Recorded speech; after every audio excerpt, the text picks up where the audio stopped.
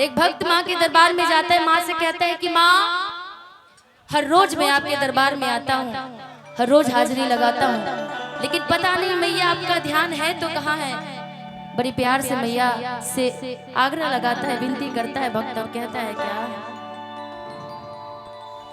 कि धोती धोती तोहरी मंदिरिया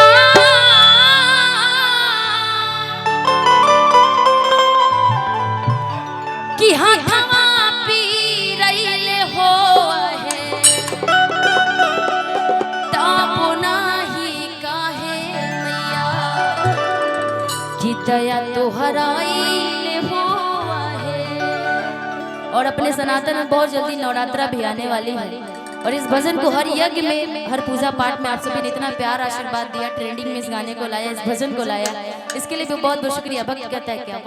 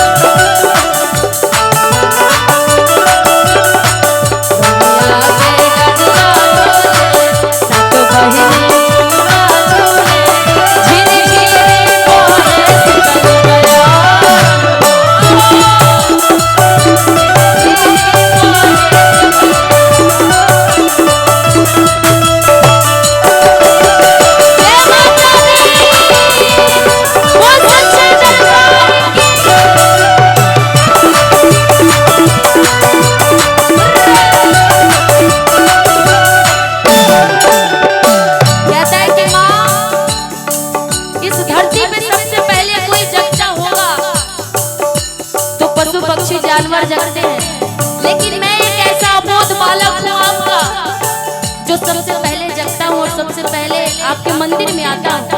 भक्त बड़ी प्यार से माई से कहता है क्या कौआ बोले से पहले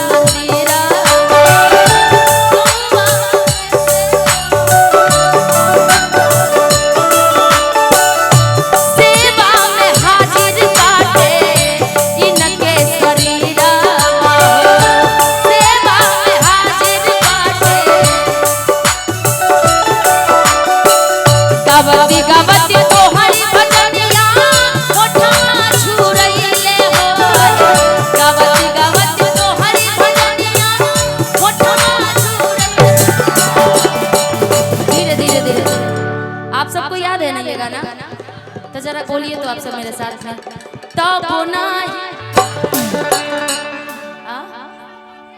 हम नहीं है, कोई और है।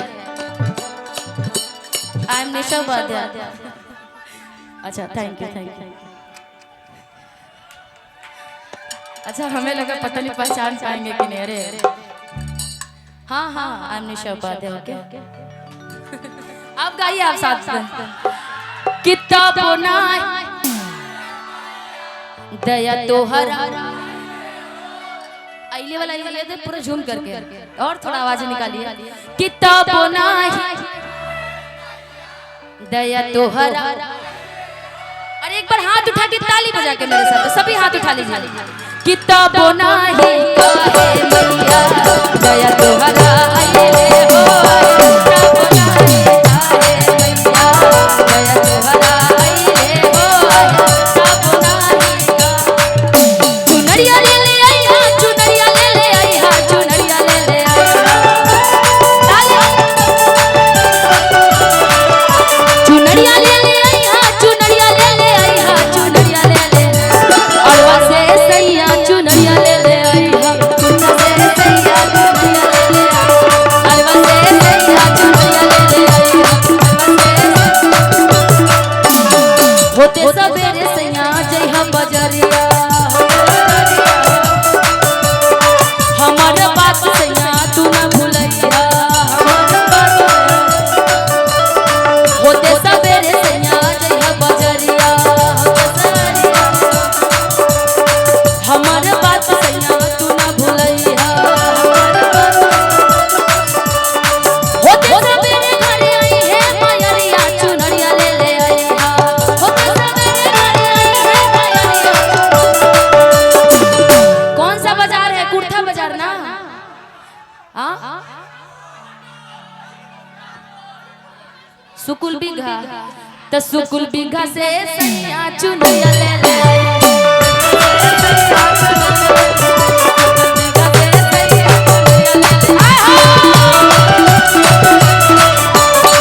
लेकिन देखा जाए इस सुकुल बिघा के जितने भी आगे वाले इधर जो फ्रेंड्स हैं बड़े प्यारे हो आप लोग, बहुत ज्यादा। लेकिन एक और इसी में हमारे पारंपरिक भजन है, ट्रेडिशनल सॉन्ग है, वो भी आप लोग को याद होगा। माताएं बहन तो बड़ी दूर दराज से सुनती है, लेकिन आप कितना अच्छा उनकी भी पूर्ति आप ही पूरा कर दे रहे हैं ना जी। कि निमिया के डाढ़ मैया लावेली झूलुआ, बाके झूल रे झूली,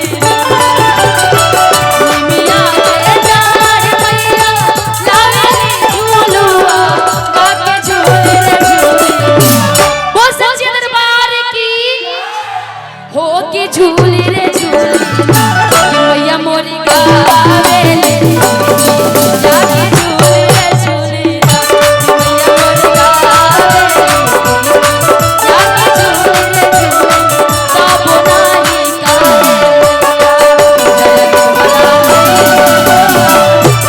ताली बजा लो, ताली।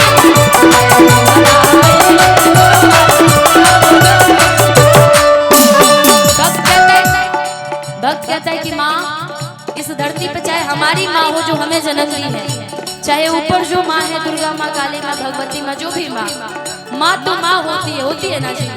सबसे दयावान हमारी माँ होती है। भक्त कहता है कि माँ आप बहुत भोली हो, आप तो सबकी खाली झोली भरती हो, लेकिन हमारे ऐसे भक्त पे आपका ध्यान क्यों नहीं है? भक्त प्यार से मैया से कहता है क्या, तुहरे के कहे मैया सब कोई भोल, तुहरे के कहे तुहरे के भोली मैया, तुहरे के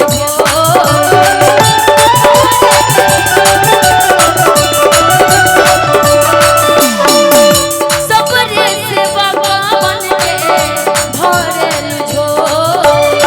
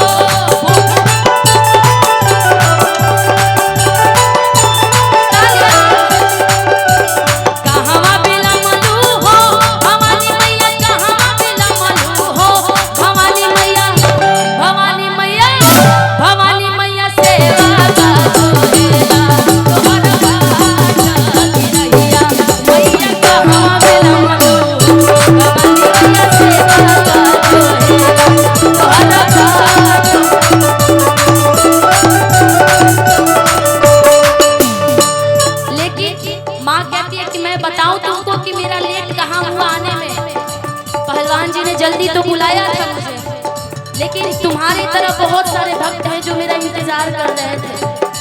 कुछ टाइम पहले आप सभी को पता होगा, 3 महीना पहले मुझे मेरे पैर में गोली लग गई थी। मैंने आशा उम्मीद छोड़ दिया था कि मैं मंच पे फिर दोबारा खड़ी हो पाऊंगी, लेकिन माँ का ही आशीर्वाद है और साथ साथ आप जैसे प्यारे भक्तगणों का आशीर्वाद है कि आज मैं सुरक्षित हूँ और मंच पे खड़ी हूँ और आप सबके बीच में गा रही हूँ।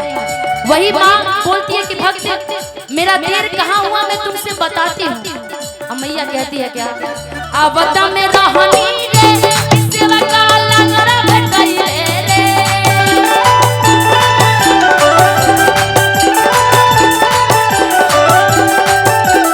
आवता में रहनी रे सेवा का लंगड़ा भटकाइए रे, कि सेवा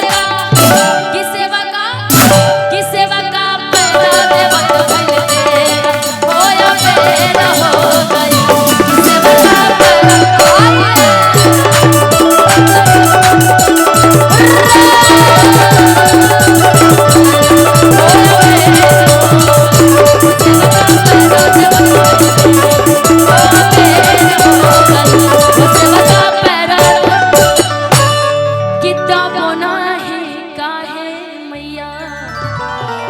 दया तोहरा आइल होवा है ताबो नाही काहे मैया, बस अच्छे दरबार की अपने अपने माता पिता की प्यार की।